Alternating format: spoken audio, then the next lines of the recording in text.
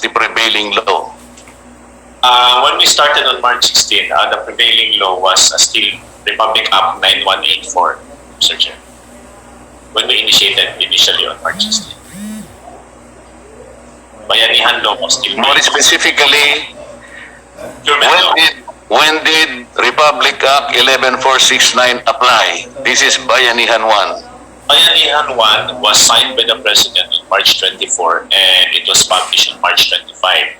So based on existing laws, it is published on March 25 on official gazette, so it took effect on March 25, 2020, Mr. Chair. So a day earlier, on March 24, 2020, a person named Lincoln Ong submitted letter of intent to PSDBM. Is that correct? Yes, that is accurate, Mr. Chairman. What is the content of the letter of intent, you said? As far as I can recall, the content is that they are offering surgical masks at around 27.72 centavos, and it's around 900,000 pieces, and it is on hand. So yun po ang three significant data dun sa padala nila na letter of intent. How did Mr. Ong know that the PSDBM is soliciting offers? I have no idea on how he was able to know. There are a lot of companies who go to our office and submit letters of intent and offers, Mr. Chairman. So he is one of them. You're saying that you did not talk to him, neither any staff from PSDBM supplied any information as to the requirement of the offers? No, Mr. Chair. We do not do that, Mr. Chair. And he testified during the last hearing that the company that he represents, Parmalee Pharmaceutical, supplied 500,000 pieces of surgical masks. Is that correct? That is accurate, Mr. Chair. And before he was able to do this, one employee of Parmalee also testified that about 2 days later, he was able to, or she was able to reply to the request for a, what do you call this, RFQ? This is a request for quotation. It was only 2 days after the delivery was made when she was able to get the request or replied to the request for quotation. And then there was another staff from PSDBM who testified that PSDBM was able to issue only a notice of award on April 6, which means that the delivery came earlier than the request for quotation, and the delivery came earlier than the notice of award. Is that it? That is accurate, Mr. Chair. And will you explain clearly, for the sake of the people, how is it that the delivery must come first before the documentations? Because this is where the doubts will come in. Some people would suspect that there was no delivery at all. You will understand that it is not so easy to believe, because it is very unusual that the delivery will come before the documentation. I want you to explain very clearly why the procedure was just like that.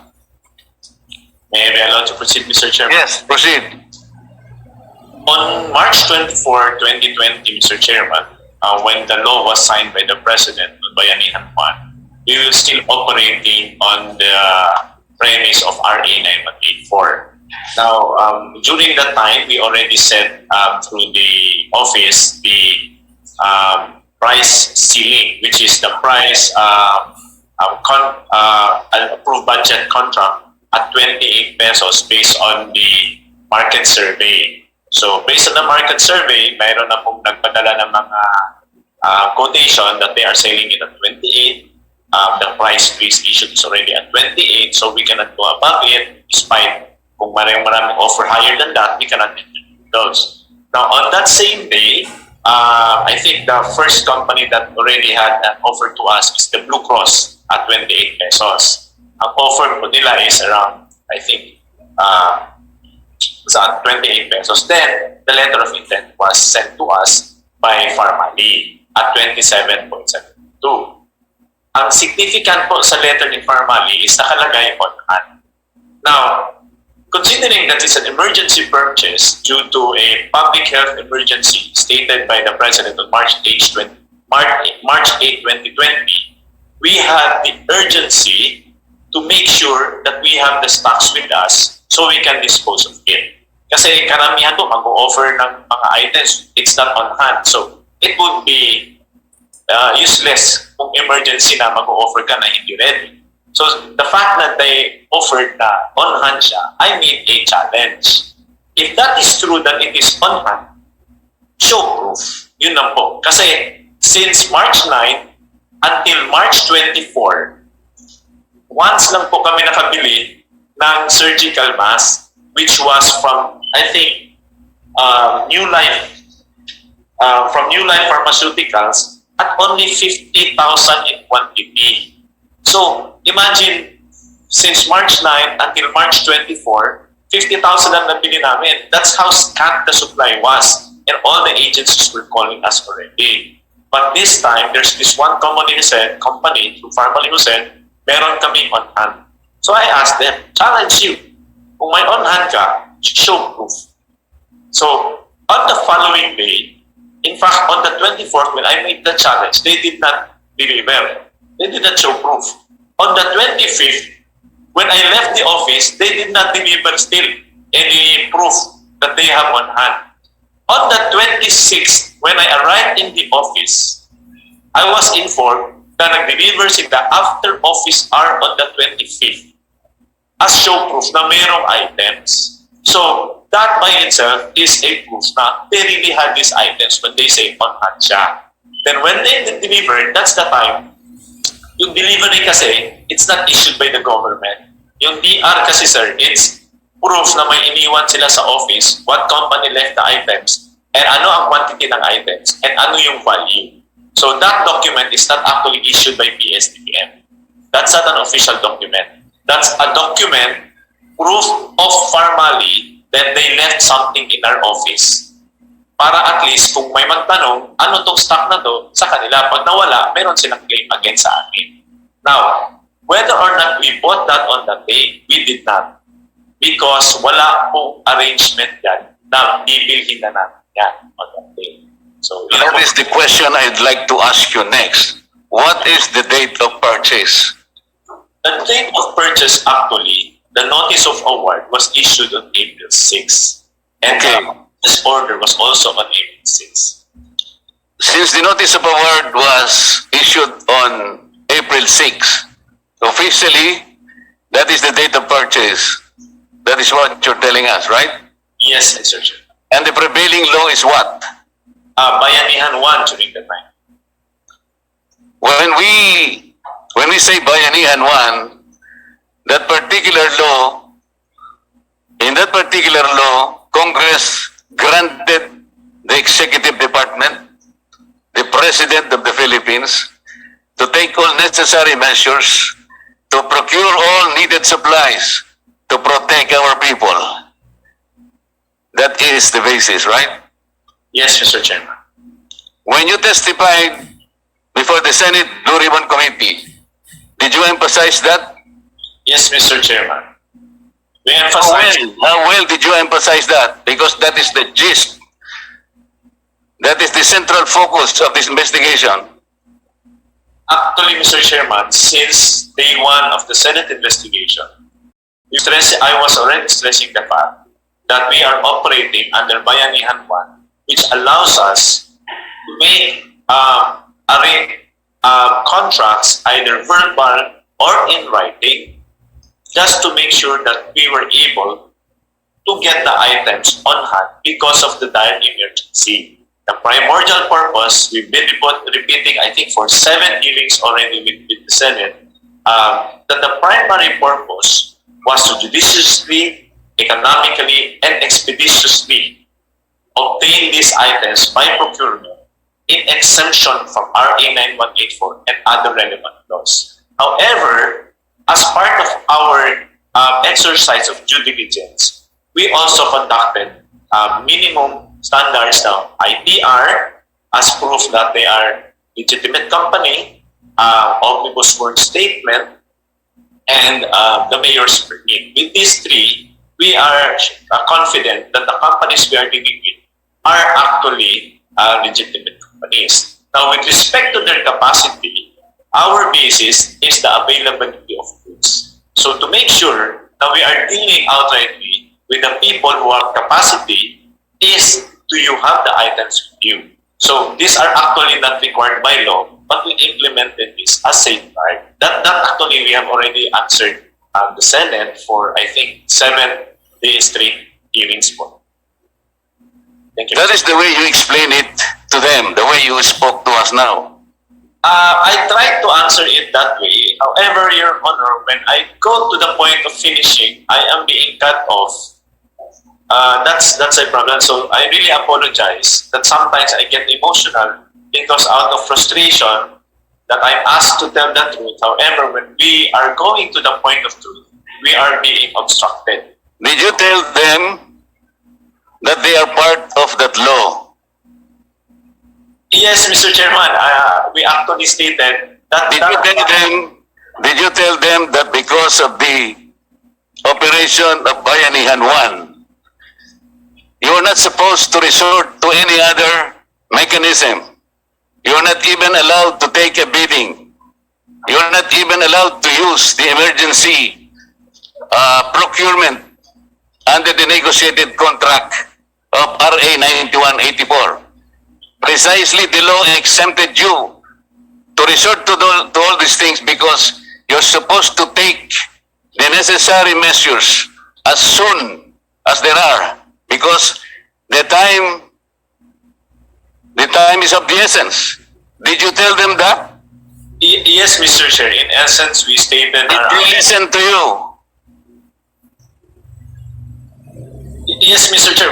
I answered it in essence. Did they listen to you when you told them that under this law we are not supposed to be taking the procedures and mechanisms of Republic Act 9184?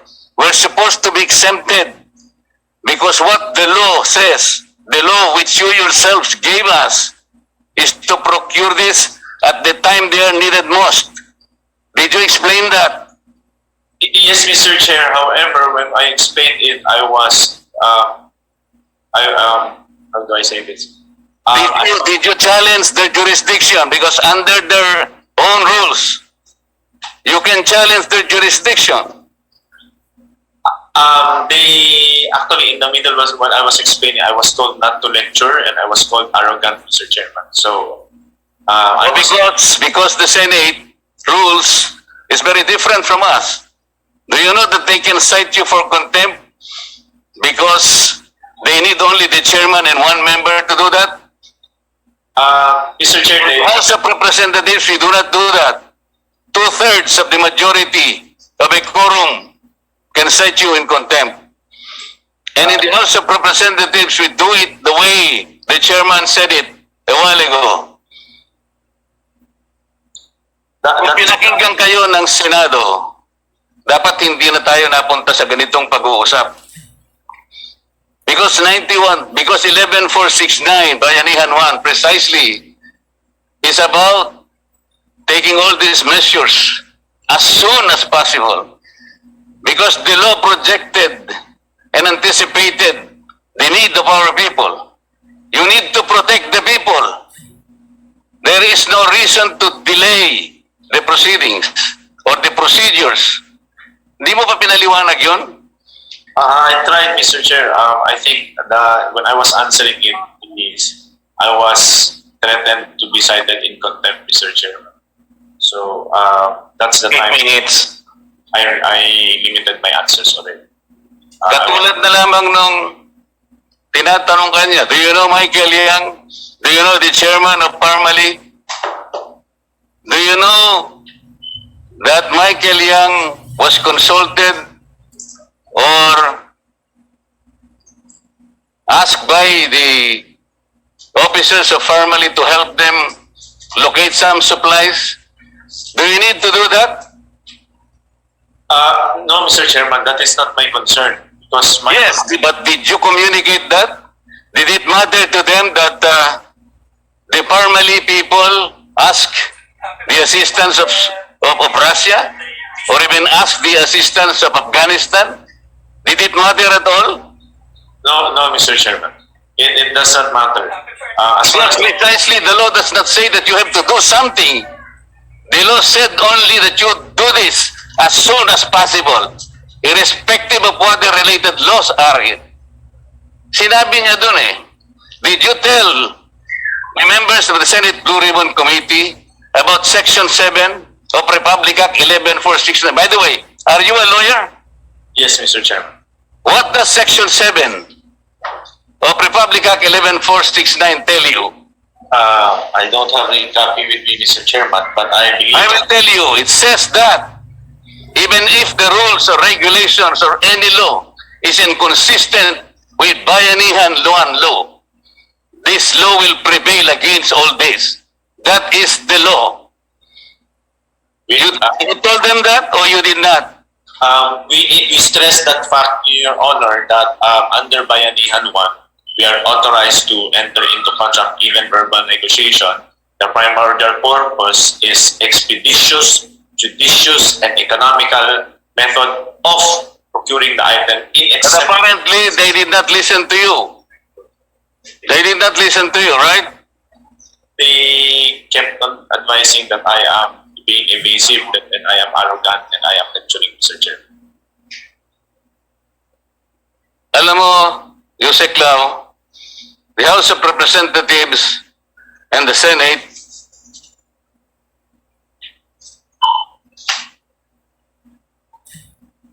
get their authority.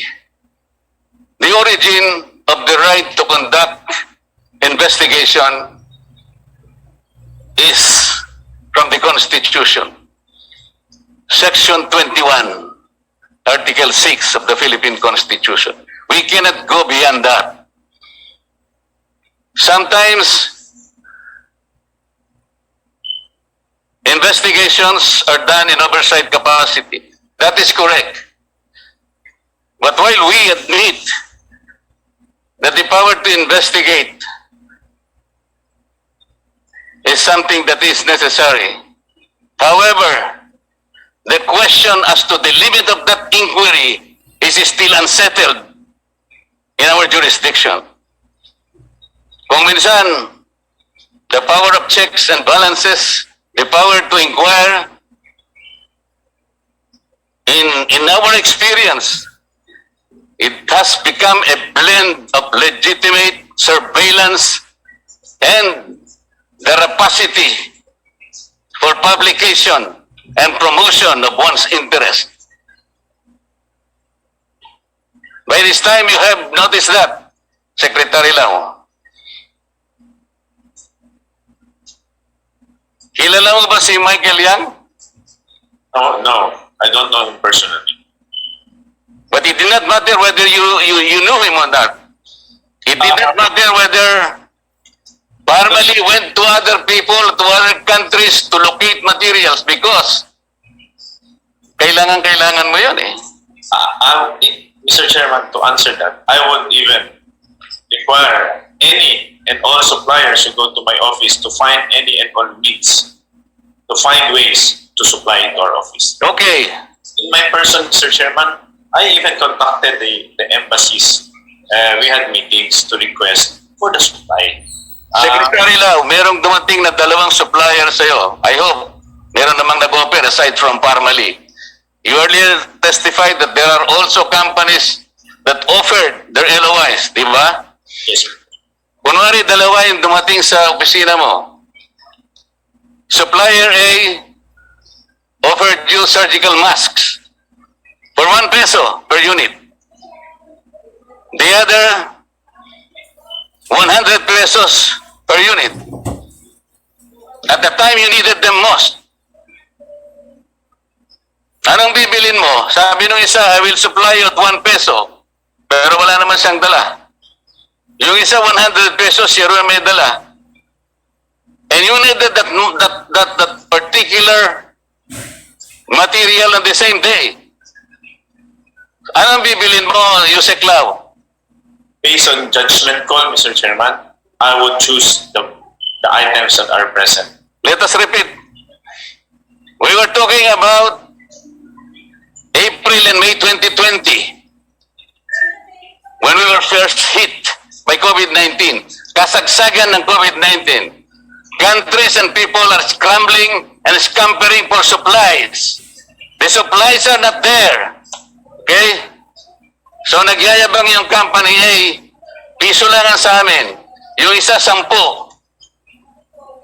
So, 100 pesos. April, May 2020, wala kang makita. Ang nagpunta sa'yo is 100 pesos. Notwithstanding that there is another supplier offering you 1 peso. 100 pesos ang kinuha mo because he can simply supply you the material you needed at that day. Sinabi mo ba sa kanila yon sa Senate Blue Ribbon Committee? Yes, Mr. Chairman. Hindi nila naintindihan yon? They were driving at the point na they were mixing the two dates kasi the items which are cheaper, they are trying to impress to me na hindi mo binili to, mas mura to. I've been answering them, mas mura to, binili ko rin yan. But already, June ang delivery niyan. In fact, meron kaming binili on June, delivered at 13.50. Meron nga din akong binili at 1.75, 1 peso 75 cents on December. But on April, I've been answering that question. Walang stock, may nag-offer 27 pesos, may nag-offer ng 22, may nag-offer ng 16. On one, pinili ko lahat yun kasi required. We needed it. And based on records, Mr. Chair, to answer yung issue din nila na ghost delivery yan, it is not. Kasi we have... Well, Yosekla, I'm sorry, I'll have to cut you. Ang tinanong ko lang sa'yo napakasimple no example ko Kahit na siguro, isang primary pupil will understand that. Yes, Mr. Chair. Ang tinatanong ko sa'yo, i-explica mo na kailangan mo ng araw na yon, ito lang naman ang mayroong supply, kahit siguro 1 million pesos yun. I would buy it, Mr. Chairman. You will still buy it, right? Yes, Mr. Chair. Bakit hindi naintindihan? I cannot Okay, wag mo na sagutin yun. Kasi, hindi nyo kasi pinopoint. For example, what is the very title of that investigation? Motu proprio investigation on the 2020 COA report and other issues related to the budget utilization of the Department of Health, especially its expenditures related to the fight against COVID-19. Ngayon pinag-uusapan, formally, you realize the diversion?